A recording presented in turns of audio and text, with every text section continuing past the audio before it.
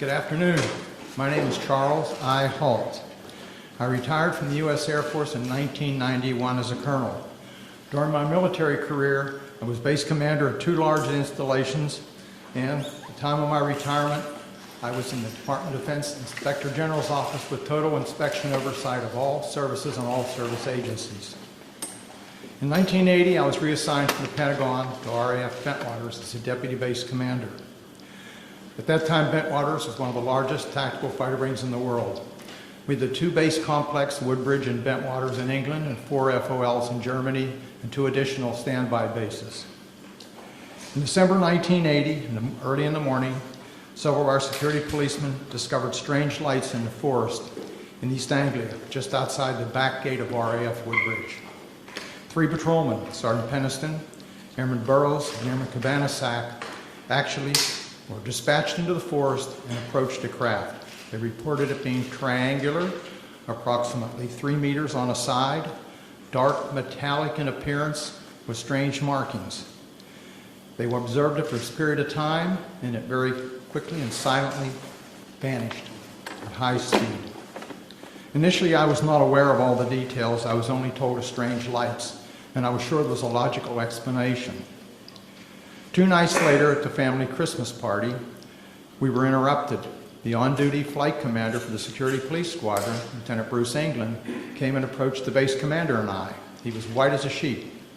He said, "It's back." I said, "What's back?" He said, "The UFO." Well, we still were, I should say, non-believers at that point.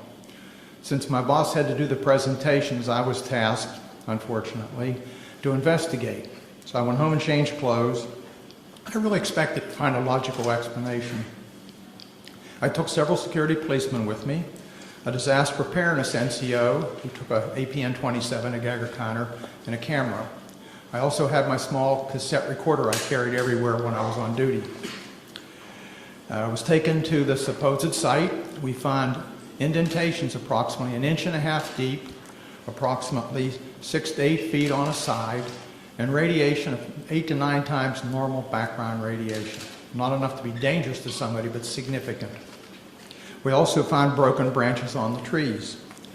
While we were milling around trying to make sense of the whole thing, one of the individuals with me suddenly spotted something. Off through the forest was a bright, glowing object. The best way I can describe it, it looked like an eye. It was bright red with a dark center. It appeared to be winking. It was shedding something like molten metal. It was dripping off it. It silently moved through the trees, avoiding any contact. It bobbed up and down, and at one point it actually approached us. We tried to get closer. It receded out into the field, beyond the forest, and silently exploded into 5 white objects. Gone. So we went out into the field looking for any evidence, because something had apparently been falling off it. We found nothing. But while we were searching around in the field, one of the people with me noticed some objects in the sky to the north. There were 3 or 4 objects in the north, brightly colored, changing from elliptical to round, and moving at very high speed and sharp angular movements as though they were doing a grid search. While we were watching them, somebody else noticed to the south there were 2 objects just sort of hovering in the sky. One object approached us at very high speed. Best guess is 3,000 to 5,000 feet, somewhere in that neighborhood, stopped directly overhead and sent down a concentrated beam at our feet. It was about 1 foot in diameter. The best way I can equate it is sort of a laser beam. We stood there in awe. Was this a warning? Was this an attempt to communicate? Was this a weapon or just a probe? Just as suddenly as it appeared, click, it disappeared. We stood there, really concerned. About that time, we noticed the other object to the south was sending down beams, about a mile and a half away over Woodbridge Base. We had 3 different radios with us, the police radio, the security police radio, and I had the command net. All 3 radios were functional. We were talking to control centers. They were constantly breaking up, and we had great difficulties communicating, but we were able to discern that on the police and security net that some of those beams were either falling into or near the weapons storage area, and there's a great deal of concern. It really bothered me at the time. Every time something of significance happened that night, I kind of clicked on my little tape recorder and recorded it so I'd have a record of it for the next day. Unbeknownst to me, a copy of that was released by one of my co-workers several years later, and hence there was a lot of publicity. My superiors at the time were informed what happened. I briefed my boss. I played the tape for him. He listened intently.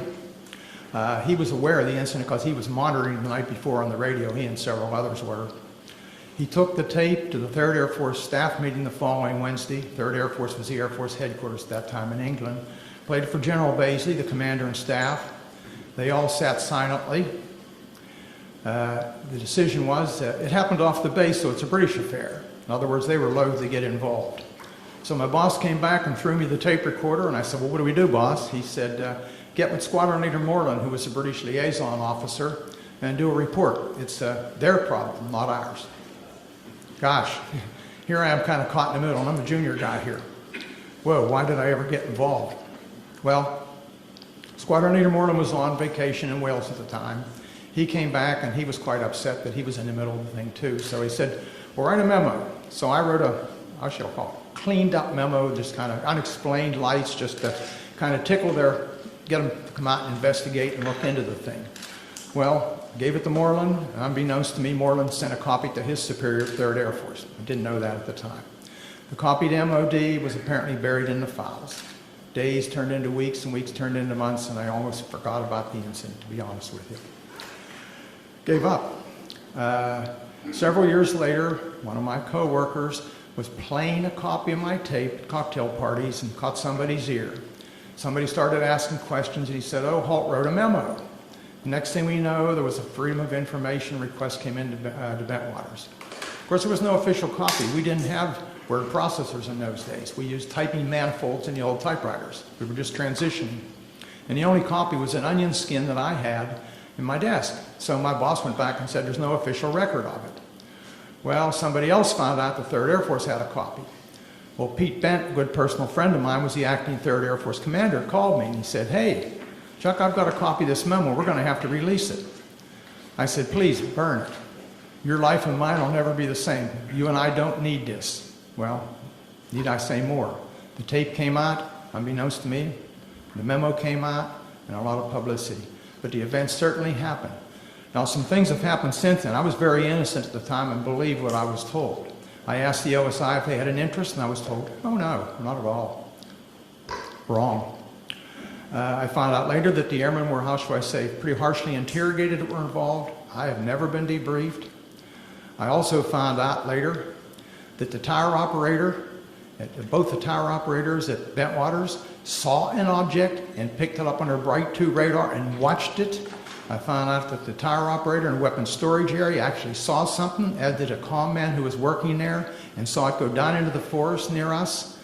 And also several other people around the base saw it. It's kind of interesting. What did we see?